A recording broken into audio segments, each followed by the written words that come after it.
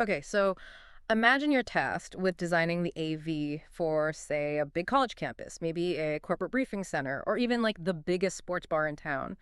Somewhere needing to route maybe 60, 80, even 100 different video feeds to 100 different screens. You realize pretty quick that standard consumer gear just won't cut it. You hit these like three big logistical nightmares, right? Cable mess in the rack, getting signals across huge distances, and then just controlling the whole beast without needing a dedicated engineer on staff 24/7. Oh, absolutely. That kind of complexity, that's where traditional AV projects can really start to fail, or at least get incredibly expensive.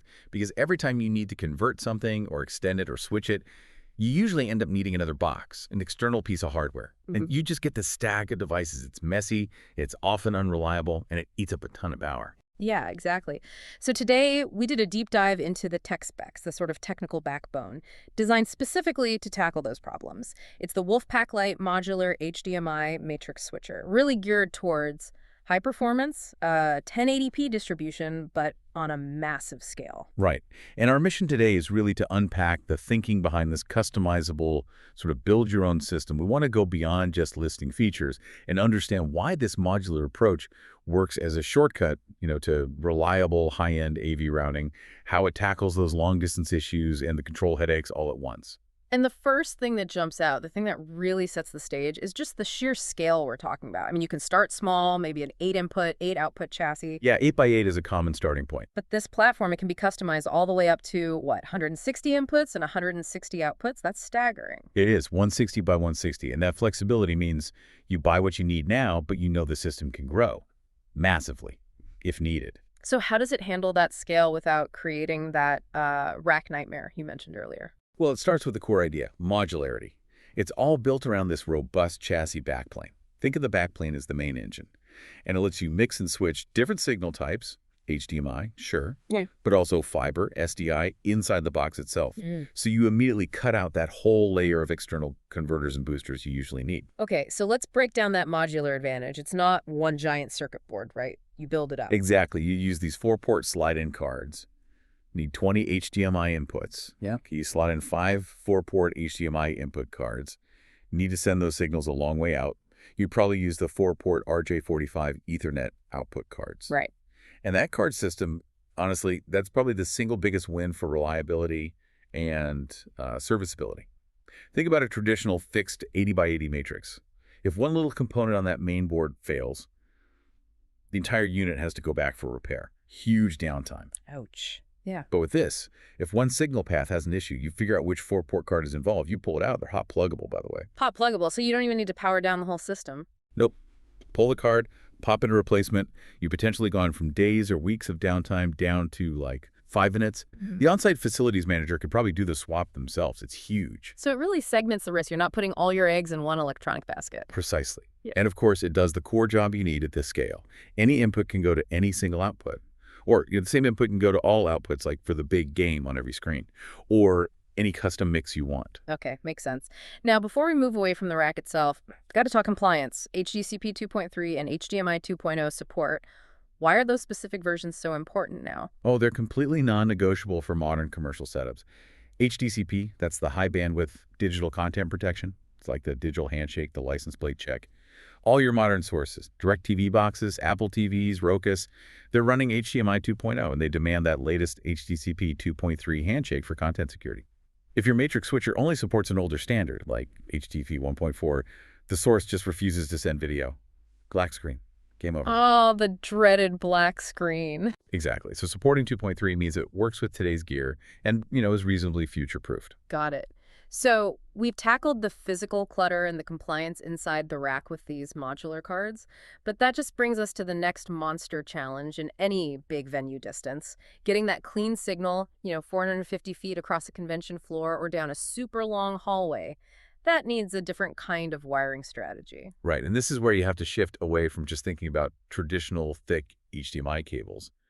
Trying to send perfect 1080p hundreds of feet over specialized HDMI cable isn't just expensive, it's a nightmare to pull and install. Yeah, I bet. So the WolfPack solution here is what they call LHDT, long HDMI distance technology. LHDT. Okay, and that's the magic that lets them push 1080p video over standard network cable. Exactly. Over cheap, Easy to run, SANTI 5E, SANTI 6, or SANTI 7 Ethernet cable, up to 450 feet. Think about the installation labor difference. It makes life so much easier. Network installers love this stuff. 450 feet over standard CNTech cable. That's impressive. And the really clever part of that long-distance setup is the POPAC, Power over Ethernet, or Power over Cable. Think practically. That huge sports bar, maybe 100 TVs, maybe more. Each one needs a little receiver box behind it to turn the CAT6 signal back into HDMI. Normally, every single one of those receivers needs its own power adapter. You'd need like 100+ power outlets just behind the TVs. Wow. Yeah, that's not just expensive. That sounds like a potential fire hazard waiting to happen. Exactly. With PoE or POC, the Matrix sends the necessary low-voltage power over the same CT cable that's carrying the video signal. So you eliminate all those extra power outlets, all those messy AC adapters. It drastically simplifies the install behind the screens.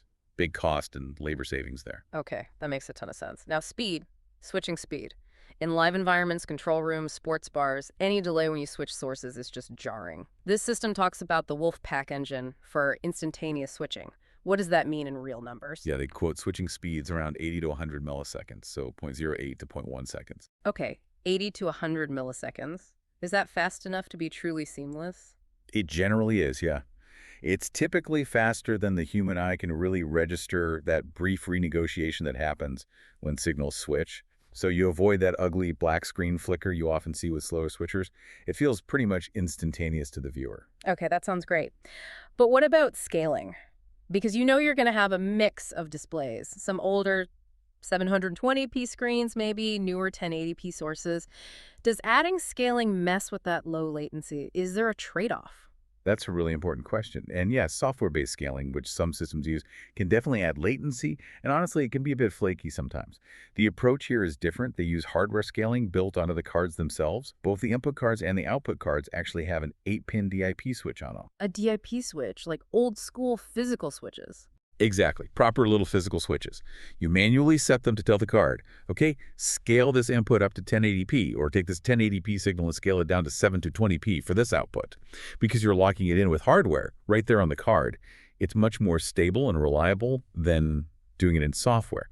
And crucially, it means that scaling happens locally on the card before the signal even hits the main switching backplane, so it doesn't compromise that fast 80-100 meter switching speed. That's key for mission-critical stuff. Gotcha. Okay, moving beyond the basics of routing and distance, let's talk about some of the more creative features, things that can save integrators money, like the video wall capability. Right. The fact that this matrix has a built-in video wall processor function, and it's included, like free, is a huge value add. Normally, setting up a synchronized video wall, multiple TVs acting as one big screen, requires separate, often really expensive, dedicated processor hardware. But here it's just part of the Matrix software. So you can set up like a 2x2 grid of 4 TVs or a big 3x3 9-TV wall. Yep. All configured through the software interface. And they've tried to make it user-friendly for the operator. It uses a drag-and-drop setup on a tablet or PC. So the person running it doesn't need to understand complex geometry calculations. They just drag the source video over the grid representing the TVs. And it even supports things like 180-degree image flipping for individual TVs. Why would you need to flip an image 180 degrees? Well, with some professional displays, to get the thinnest possible bezel between screens when you tile them together, you actually mount the top row of TVs upside down. So the processor needs to be able to flip the image for just those specific screens. It's one of those small details that shows they understand integrator needs. Right, a real-world installation detail. And once you've got your video wall layout perfected, can you save it? Yeah. The system lets you save up to 40 preset scenes. So in a busy place like that sports bar, you could instantly switch from having, say, one giant game across all 9 screens to maybe showing 9 different channels on each of the 9 screens individually. Quick transitions are easy to recall. Nice. Okay, one last functional point. Audio. What if you need audio independence, like showing multiple games but playing commentary from just one? Or maybe house music. Yeah, that's another area where the flexibility comes in. You're not forced to use the audio that's embedded with the video source. The input cards have a 3.5mm audio input jack, so you can embed a separate audio source alongside the video. And the output cards have a 3.5mm audio output, so you can de-embed the audio to send it to a separate sound system. So yeah, you absolutely can display video source A on screen, but route audio source B to the speakers for that zone. Total independence. Okay, all right. So we've covered the hardware, the modularity, the long-distance LHDT stuff, the video walls, audio.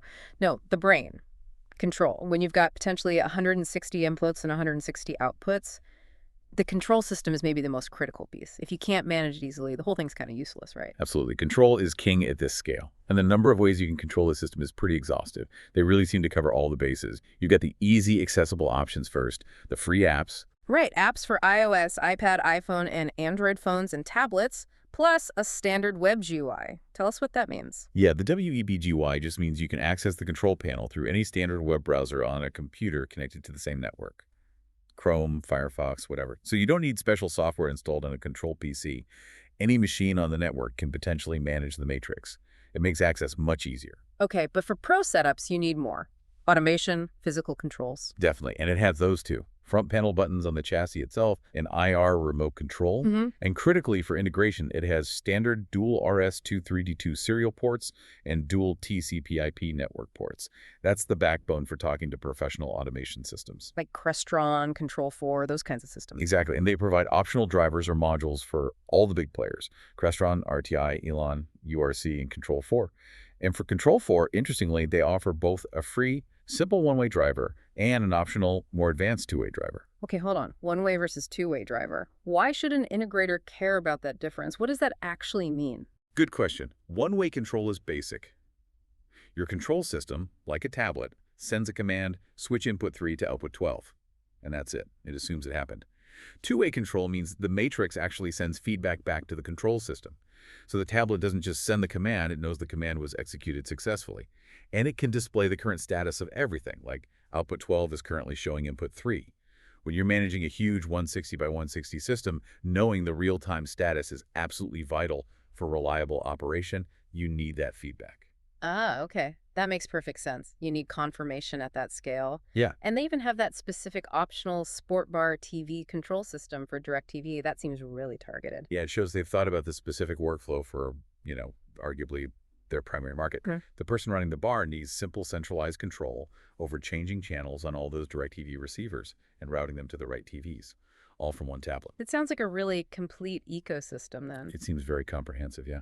So let's wrap up this deep dive. What we've seen with the WolfPack Lite is this modular, hot pluggable car design that lets it handle enormous scale, right up to 160 by 160.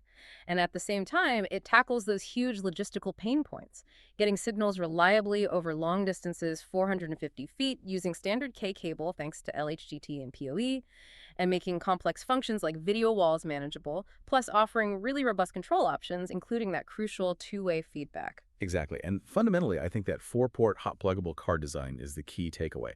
It's a really practical architectural choice that translates directly into less downtime and better reliability, which is paramount for these kinds of high-volume commercial users. Now, we focus a lot on the 1080p distribution over CAT cable because, let's face it, that's a sweet spot for sports bars, large corporate spaces, campuses. But it's worth remembering that underlying modular chassis, that backplane, it's designed to support other card types too. You mentioned SDI earlier and fiber. Right. SDIs is heavily used in broadcast video, and fiber optics, of course, for even longer distances or higher bandwidth needs. And that flexibility, that ability to potentially mix different signal types within the same box, that leads to the final provocative thought for you, the listener, to maybe explore what kind of new, maybe hybrid applications become possible when you can combine these robust 450-foot 1080p runs over copper cable with, say, broadcast-grade SDI signals, or maybe some ultra-long-distance fiber runs for remote building, all being switched and managed within the same customizable chassis. That blend of sort of accessible 1080p technology and professional broadcast or data standards, that's where AV integration could get really interesting down the